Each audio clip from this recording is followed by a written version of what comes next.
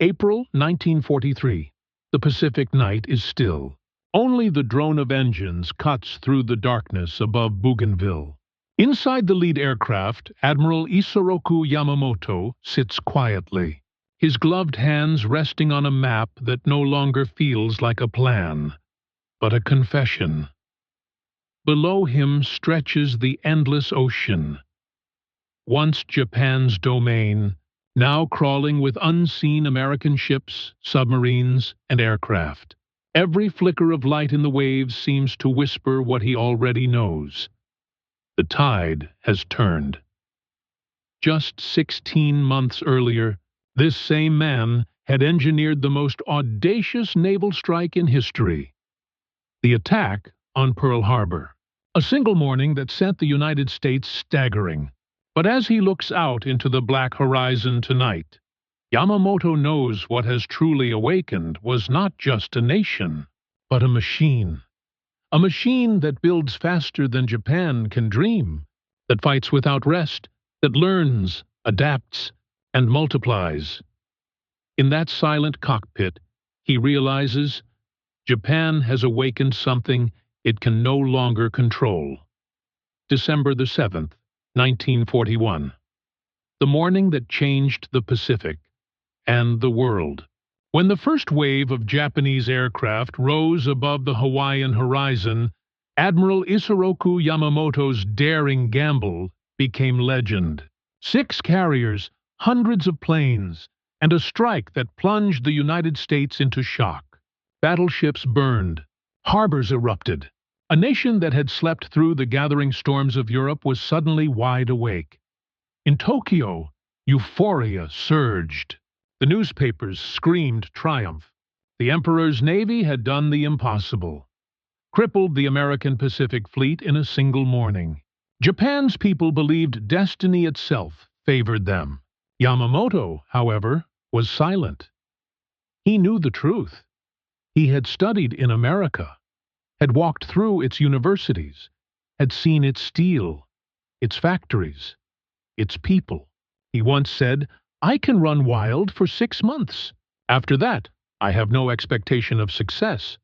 It was not humility. It was foresight. Yamamoto understood the difference between victory and awakening a sleeping giant. But Tokyo did not listen. They saw only glory, not gravity. The following months seemed to prove Japan unstoppable. Guam fell. Wake Island fell. Hong Kong, Singapore, and the Dutch East Indies followed. The rising sun spread across the Pacific like wildfire. The Imperial Japanese Navy dominated the seas. Its air wings ruled the skies. Every island captured was celebrated as another step toward total victory. And yet, beneath the banners and parades, Yamamoto's warning echoed like a quiet drumbeat. He knew Japan's triumphs were built on thin air, on oil imported from the very nations now sworn to destroy them, on an industrial base 1/10 the size of America's, on courage that could not outlast machinery. Still, Japan pressed forward. Factories worked day and night to produce new Zero fighters, destroyers, and bombers. Naval yards hummed with pride and exhaustion. Japan's pilots were elite, disciplined, almost mythic. Their training unmatched, their loyalty absolute. But as Yamamoto looked at the maps stretching across his command table, he saw what others refused to. Every victory pushed Japan further from safety and closer to the abyss. For every island conquered, Japan's supply lines stretched thinner. For every ship sunk at Pearl Harbor, America built 2 more. While Japan celebrated each battle, the United States was already turning its vast industrial gears, the invisible machine Yamamoto feared most.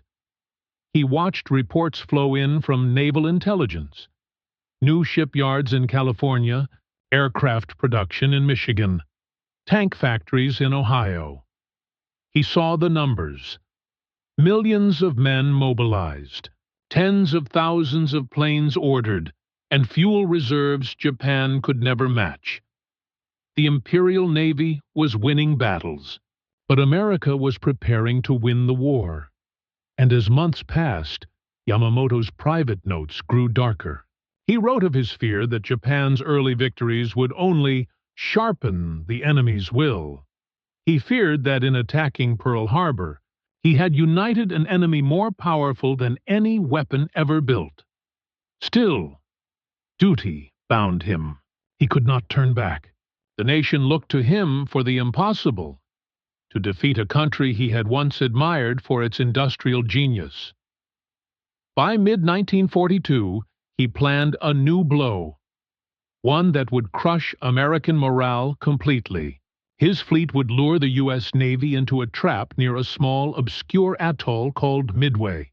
It would be the decisive moment, Japan's chance to destroy America's carriers and force peace on its own terms. The trap was set. The fleets sailed. Yamamoto believed that this operation would decide the Pacific's fate. But deep down, he knew the truth. Japan was not fighting just ships and men. It was fighting a force that did not sleep, did not tire, and could not be reasoned with. A machine powered by factories, fueled by unity, and driven by vengeance.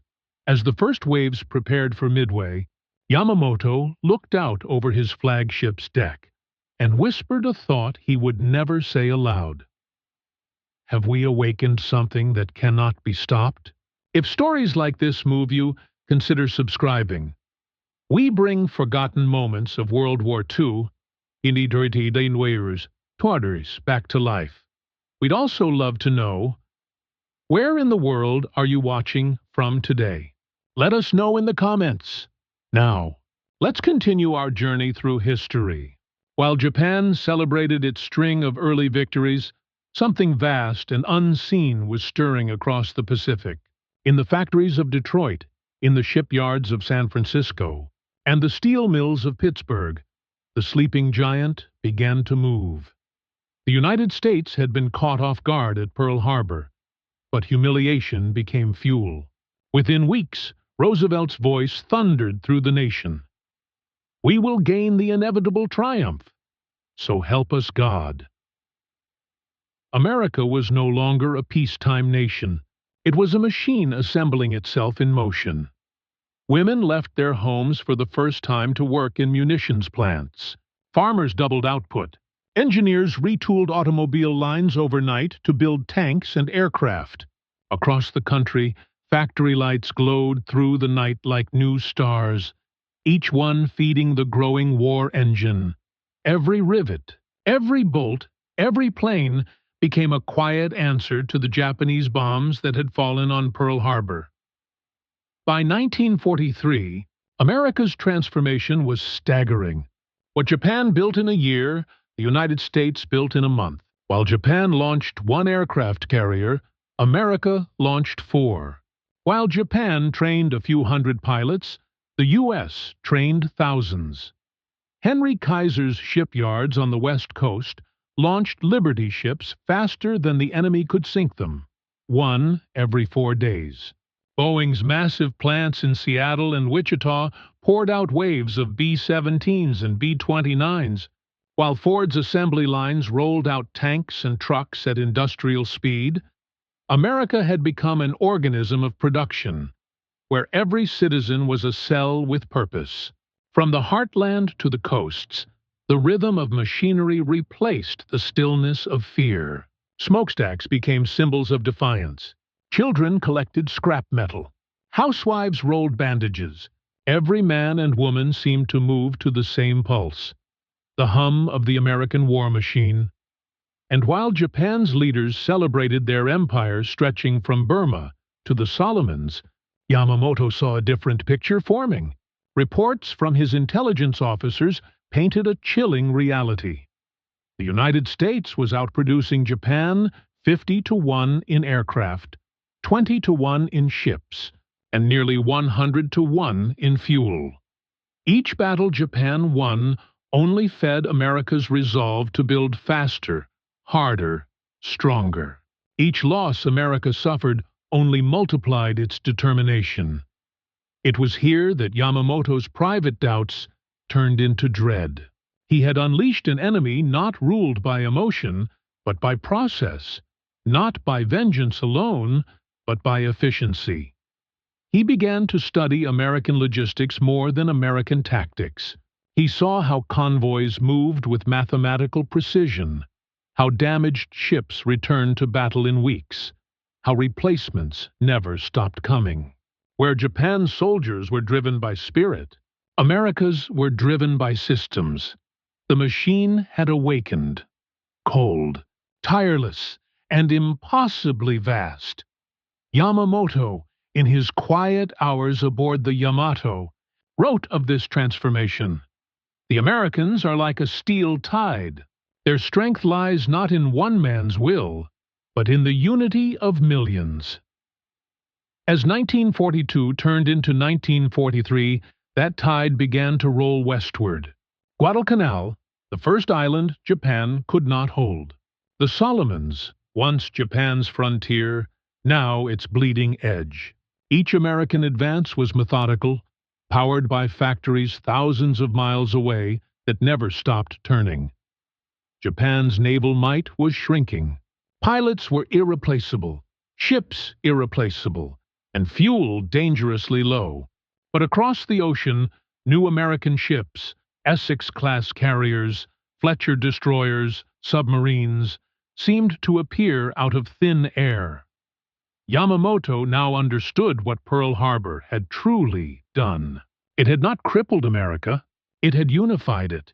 He had awakened not a nation fueled by rage, but a civilization organized into motion, a machine that could only move forward. And as his fleet prepared for Midway, the thought haunted him. Japan could win battles, but America had already won the future. The machine was awake, and it was coming. Admiral Isoroku Yamamoto was unlike any other man in Japan's military elite. He was not blinded by ideology, he was a realist, a patriot, but one who feared his nation's path. To his core, Yamamoto understood the balance between courage and capacity. He had lived in the United States, studied at Harvard, served as naval attaché in Washington, and seen America's potential up close. He spoke fluent English, attended baseball games, and understood the American mind in a way few in Tokyo ever could. He admired its industry, its organization, its sheer scale. He once said, privately, "In America, even the machines seem to have discipline." That insight became his curse. When Japan's military high command pressed for war, Yamamoto stood almost alone in warning them, "If I am ordered to fight, I will run wild for 6 months. But after that, I can promise nothing." He knew what was coming, that Japan's victories would be swift but unsustainable, its spirit mighty but mortal. Yet once the decision was made, Yamamoto obeyed. As a naval officer, loyalty was not optional. He built the plan for Pearl Harbor not out of ambition, but out of necessity. He hoped, foolishly, that a decisive shock might force America into negotiation before its full power could awaken. But the plan backfired in the most devastating way. Instead of paralyzing America, Pearl Harbor united it. Instead of buying time, it bought determination. Still, Yamamoto's genius on the battlefield was undeniable. He reorganized Japan's naval air power into a force that rivaled anything the world had ever seen. His carrier strategies were revolutionary, his understanding of long-range warfare unmatched. But no amount of tactical brilliance could compensate for industrial disparity. Japan's strategy was built on precision and perfection. Every pilot trained for years, every ship crafted like art. America's was built on replacement and repetition. Faster, cheaper, endless. Yamamoto's warriors were craftsmen. America's were assembly lines. This difference shaped everything. When a Japanese pilot fell, he took with him years of irreplaceable training. When an American pilot fell, another was already waiting, trained by a machine-like system that never stopped. Japan's Navy fought with elegance, America's with volume. And volume, Yamamoto knew, would always win. Even as Japan dominated the early Pacific, Yamamoto's reports turned grim. Submarine attacks grew relentless. Supply lines were collapsing. Oil reserves dwindled. The once proud fleet consumed more fuel than the empire could produce. The numbers betrayed the truth. Japan's empire was fighting a war it could never afford. Still, Yamamoto tried to outthink the inevitable. His plan for Midway was brilliant in concept. Divide America's carriers, lure them into a trap, destroy them in one decisive blow. It was the same principle that had worked at Pearl Harbor: precision, deception, speed. But Yamamoto underestimated one thing. America had learned. The U.S. Navy had cracked Japan's codes. Intelligence and organization, not luck, gave Admiral Nimitz the edge. America's machine mind had entered the war. Yamamoto's trap was about to be reversed. Yet even before the first bomb fell at Midway, he sensed the imbalance. He spoke to his staff with rare melancholy. "I fear we are not fighting men. We are fighting time." In those words lay the essence of his tragedy. He commanded an empire of heroes. But heroes cannot outlast machinery. He led a fleet of warriors. But warriors cannot defeat industry. Every battle he won shortened Japan's future. Every victory was borrowed time. Yamamoto's brilliance could not save him from the arithmetic of war. He saw it clearly. Courage had limits. Machinery did not. The same precision and discipline that made Japan's navy magnificent also made it fragile. A glass blade against a steel hammer. As Midway approached, Yamamoto's internal conflict deepened. He believed in his country's honor, but he also understood its fate. To fight was his duty, to win was his illusion.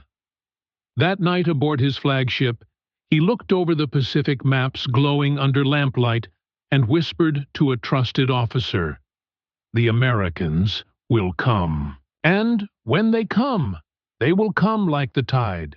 He was right. The tide was already rising. The Pacific War was not just a clash of navies. It was a collision between two philosophies of war. Japan fought with heart. America fought with the machine. To the Imperial Japanese Navy, warfare was still an art, a contest of skill, precision, and personal honor. Pilots were taught to perfect every maneuver, every shot, every landing. Their planes were built light and agile, crafted by hand with almost sacred devotion. Their ships, from the Shokaku to the Yamato, were monuments of craftsmanship and pride. Across the ocean, the American approach could not have been more different. It was industrial, mechanical, mathematical. Factories replaced artisans. Engineers replaced poets. The United States had learned to wage war as a system, not an act of will. By 1943, that system had reached full momentum. At Willow Run in Michigan, the Ford Motor Company rolled out one B-24 bomber every hour. At Kaiser's yards, ships were assembled like automobiles, modular, repeatable, replaceable. The war effort was not a temporary surge. It was an entire society reprogrammed for production. Japan's aircraft were legendary, but fragile. The Zero, fast, agile, deadly, had ruled the skies early in the war. Yet, by 1943, it was being outmatched by swarms of American Hellcats and Corsairs, rolling off assembly lines in endless waves. For every Zero that fell, Japan lost not just a machine, but a master. For every Hellcat that fell, America replaced it before the pilot's next breakfast. The numbers told the story. In 1942, Japan built around 8,000 planes. America built 47,000. By 1944, Japan managed 28,000. America, nearly $100,000. The machine Yamamoto feared wasn't made of steel. It was made of organization. The Americans had achieved something terrifyingly efficient. Total war without chaos.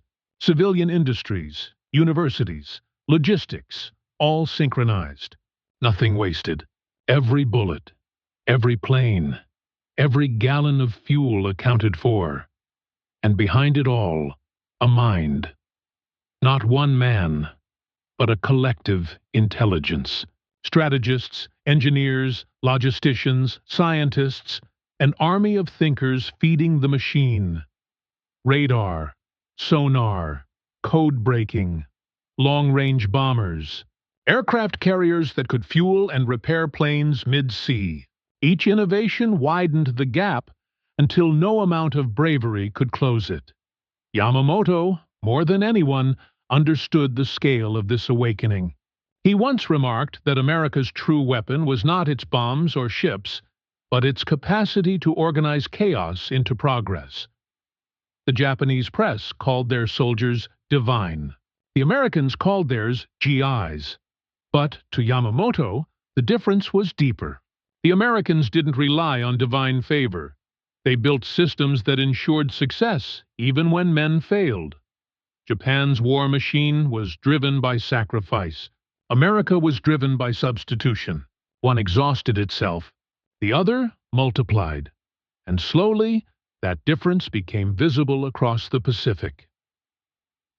New American carriers replaced those lost at Coral Sea. New squadrons replaced those fallen over Midway. Submarines began choking Japan's shipping routes. For every Japanese convoy sunk, America launched another dozen ships filled with food, fuel, and steel. Japan's machine broke under pressure. America expanded because of it. By the end of 1943, Yamamoto's vision had darkened into inevitability. He saw what the future held.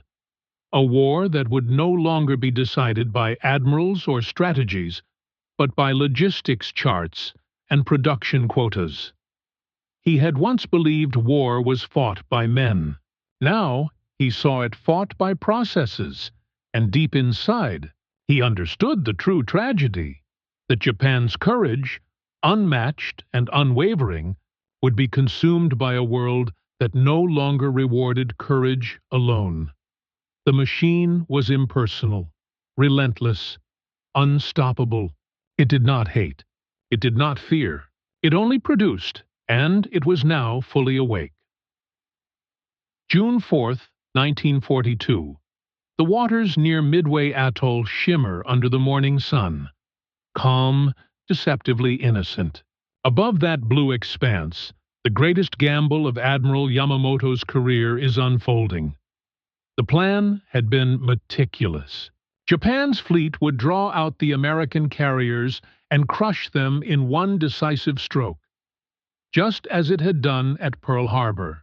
4 Japanese carriers, Akagi, Kaga, Soryu, and Hiryu, formed the heart of the strike force, supported by battleships and cruisers. Their pilots were the best in the world. Veterans of 2 years of unbroken victories, Yamamoto's confidence rested on secrecy. The Americans, he believed, had no idea where or when Japan would strike next. But they did. Weeks before, U.S. cryptographers had cracked Japan's naval code. Admiral Chester Nimitz knew Yamamoto's exact plan. The date, the time, and even the target. It was no longer a battle of courage. It was a battle of information.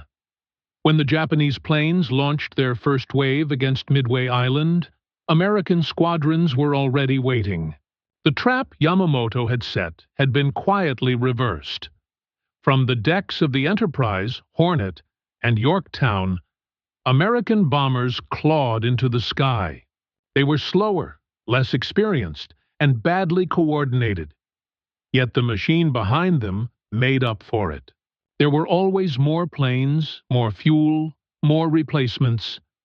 For the first hour, chaos reigned. American torpedo squadrons were slaughtered, one after another. Entire units wiped out with barely a hit. But their sacrifice drew Japan's fighters down to sea level. At that exact moment, American dive bombers arrived overhead, guided not by luck, but by coordination, the invisible hand of the machine. Within minutes, the sky turned into a furnace. 3 of Japan's carriers, Akagi, Kaga, and Soryu, were engulfed in fire. Explosions ripped through the decks, ammunition ignited, and burning planes tumbled into the sea. Thousands of Japan's best sailors and pilots perished in those infernos. On Yamamoto's flagship, Yamato, silence fell. Officers stared at the reports in disbelief. The unthinkable had happened. The Empire's proud carrier fleet, once the terror of the Pacific, had been annihilated in a single morning. Yamamoto stood still, his face expressionless, but inside he knew. It was not merely a loss of ships. It was the death of Japan's future. He ordered the fleet to withdraw.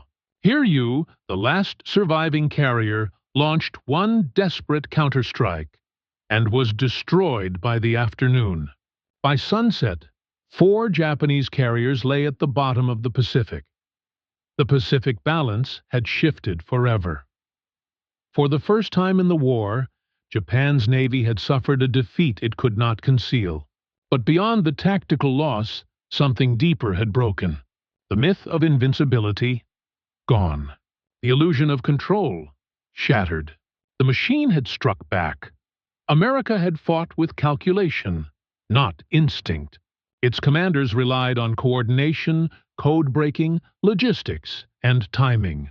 All the manifestations of the system Yamamoto had feared. The reports from Midway spread through Japan like a cold wind. The people were told little. A setback, the radio said. But the Navy knew. The Empire had lost its best pilots, its finest carriers, and its last real chance to control the Pacific. That night, Yamamoto remained awake in his cabin aboard the Yamato. He looked out over the moonlit sea. The same ocean he had once ruled. The same sea that now belonged inevitably to the machine he had awakened. He didn't speak. He didn't need to. Every creak of the ship, every vibration of distant engines, sounded like the ticking of an enormous clock, one counting down to Japan's defeat. For all his brilliance, all his foresight, he had been powerless to change the course of his nation's fate. Pearl Harbor had awakened the giant. Midway had proven that the giant was now unstoppable. Yamamoto's realization was complete. The American war machine was not fighting for revenge anymore. It was fighting for mastery. And mastery, unlike morale, never sleeps. The man who had once defined Japan's naval glory now understood that he had written its obituary, April 18, 1943. The sun rises over the Solomon Islands, cutting through scattered clouds. A formation of twin-engine bombers slices through the humid air. Japan's Admiral Isoroku Yamamoto is aboard one of them. His itinerary is routine, his route secret. Or so he believes. In Tokyo, his flight was planned with precision. A morale visit to troops stationed in the forward area near Bougainville. Yamamoto, ever the symbol of naval honor, insisted on being among his men, even near the front. His punctuality was legendary, his schedule down to the minute. But across the ocean, that precision had become his weakness. For weeks, American code breakers at Station Hypo had been listening. Using intercepted transmissions, they decrypted every detail of his plan: time, route, aircraft type, even altitude. It was the culmination of years of methodical intelligence work. Operation Vengeance was born. Major John Mitchell of the U.S. Army Air Forces led 16 P-38 Lightning fighters on a mission unlike any other. They would fly over 400 miles at treetop level, guided by nothing but mathematics, compass, and faith in the machine. Their goal: intercept Yamamoto and end the mind behind Japan's naval strategy. Every mile of their journey was a testament to the transformation Yamamoto himself had predicted. Not luck, not instinct, calculation, coordination, precision. At exactly 9:34 a.m., over the dense jungles of Bougainville, the machine found its mark. The P-38s roared out of the sky, emerging from the morning haze like silent ghosts. Yamamoto's escort of Zero fighters barely had time to react. The air erupted with gunfire. Brief, mechanical, merciless. Captain Thomas Lanphier locked onto a distant aircraft glinting in the sunlight. The Admiral's bomber. He fired a burst. The Japanese plane shuddered, trailed smoke, and spiraled into the forest below. Witnesses later described the crash site. The aircraft broken, the jungle silent, except for the slow burn of fuel. Inside the wreckage, Yamamoto's body remained almost untouched, still seated, hand resting on his sword, his face calm, as if he had accepted his fate before it arrived. The machine had done its work. When news reached Tokyo, the empire was paralyzed. The government could not admit the truth that America had reached into their skies, tracked their greatest commander, and killed him with mathematical precision. Publicly, Yamamoto was mourned as a hero who died in battle. Privately, Japan's officers understood what it meant. No one was beyond the reach of the American machine now. The very system Yamamoto had once admired, the discipline of factories, the logic of organization, the cold efficiency of industry, had evolved into something deadlier than any fleet or bomb. It could predict, calculate, and execute with unrelenting accuracy.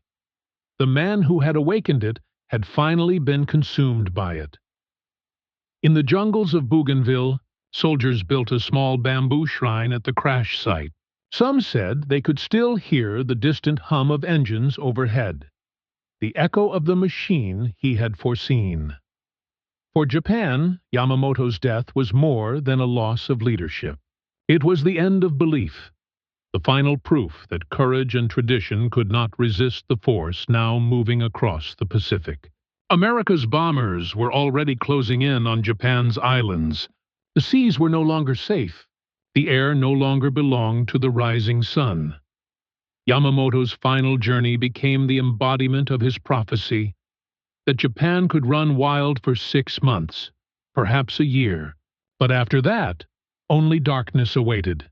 And so, his death was not just the end of a man.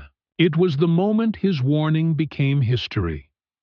The machine he had feared was now fully awake, and it would not stop until Tokyo itself lay in ruins. The news of Admiral Yamamoto's death struck Japan like a silent earthquake. No explosion, no announcement, only whispers, coded telegrams, and bowed heads inside naval headquarters. Officially, the government waited weeks to reveal it. When it did, the announcement was solemn. The Admiral died in service to His Majesty, leading his men at the front. There were processions, flags, and ceremonial mourning. But behind the facade, every officer in Japan's command knew the truth. The Empire's greatest strategist had been hunted and destroyed by an enemy that now ruled the air and the sea. Yamamoto had been the soul of Japan's navy, a man who balanced intellect with honor, aggression with restraint. His death left a vacuum that no one could fill. What followed was not a collapse of morale overnight, but a slow unraveling, the mechanical disintegration of an empire outmatched in every dimension. By mid-1943, Japan was no longer dictating the pace of the war. It was reacting to it. The once proud Imperial Navy, which had stretched across half the Pacific, was bleeding from 1,000 wounds. American submarines prowled the shipping lanes, cutting Japan's arteries one convoy at a time. Merchant ships that once carried vital oil from Indonesia and rubber from Malaya were now easy prey. Each sinking meant more than lost cargo. It meant fewer planes, fewer tanks, fewer days of survival. By late 1943, Japan's merchant fleet had shrunk by nearly half.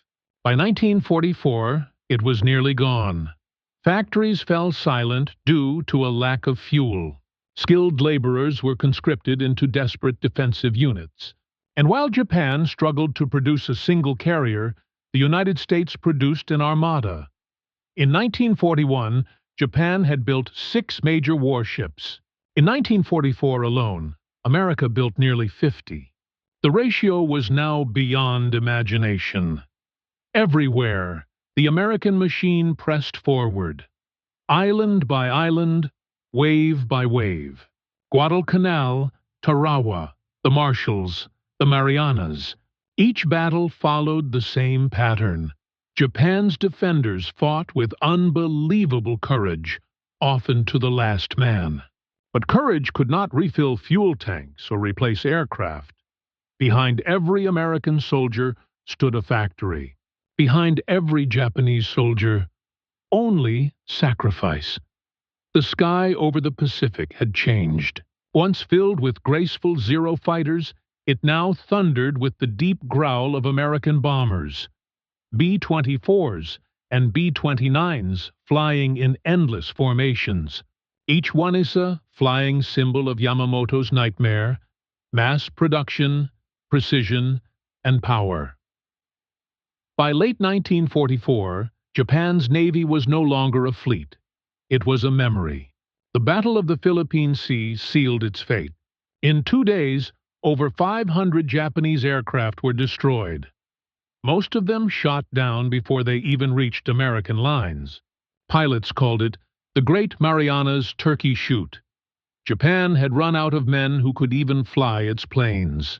At home, the population endured shortages of every kind: rice, metal, medicine, hope.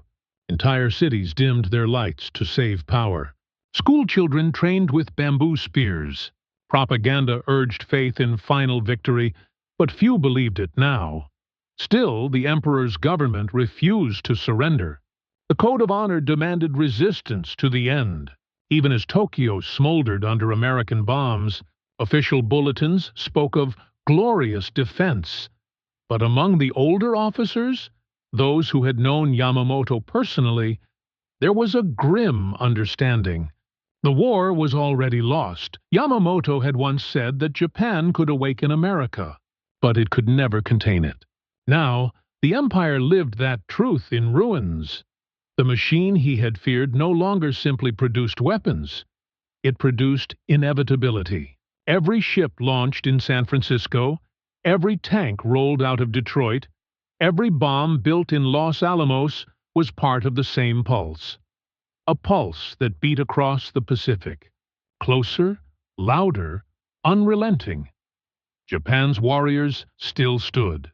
But the empire's time was measured not in victories now, only in how long it could endure the storm that Yamamoto had foreseen. By the summer of 1944, Japan's empire was dying. Not with a single blow, but with the slow, grinding collapse of everything Yamamoto had once commanded. The Pacific was no longer a battlefield, it was a factory floor, and America controlled every machine upon it. The new U.S. fleets, Essex-class carriers, Iowa-class battleships, B-29 superfortresses, represented not just military might, but industrial perfection. They were built faster than Japan could even plan. In the skies, radar-guided bombers filled the horizon. On the seas, destroyers patrolled like clockwork. Each element of the American war machine moved as if part of a vast design. an orchestra of steel and coordination.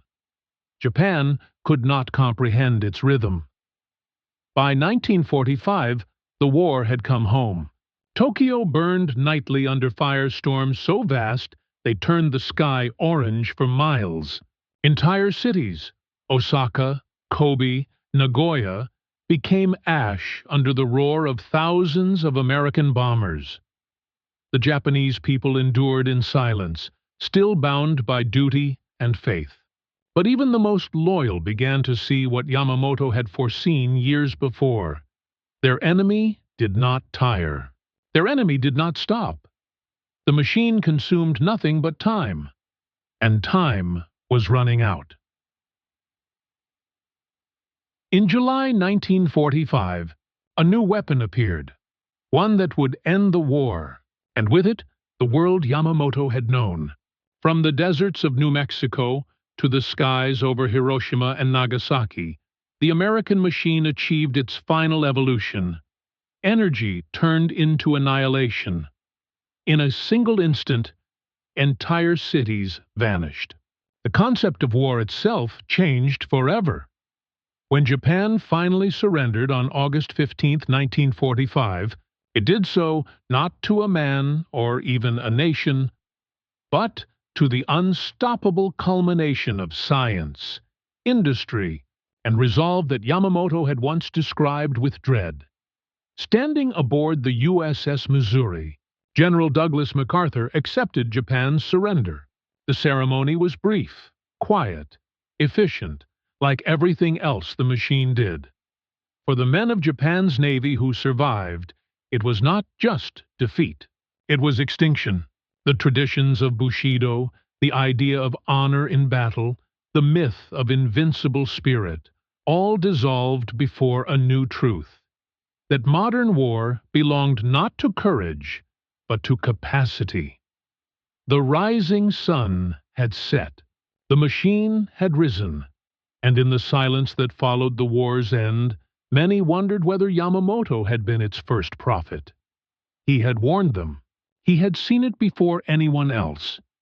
In the factories of America, in the discipline of its people, in the cold precision of its work. He had known that Japan's sword, no matter how sharp, would one day break upon the wheel of that machine.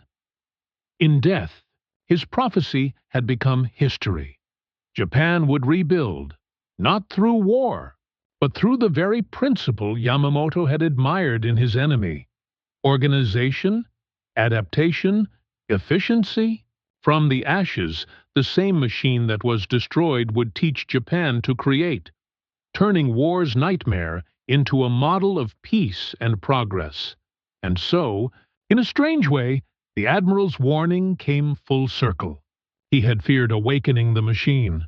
In the end, that awakening reshaped both nations forever.